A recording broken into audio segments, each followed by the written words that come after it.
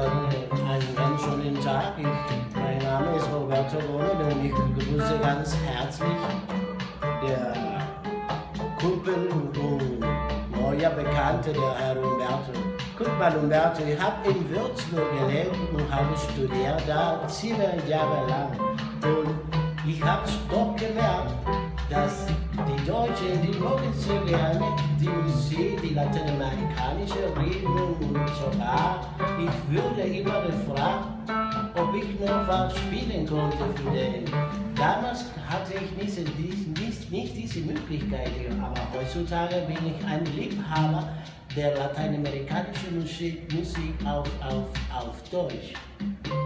Und natürlich spiele ich auch die normale Boleros, wie ich Max sagt. Ich werde die Bolero mit einer kleinen Veränderung.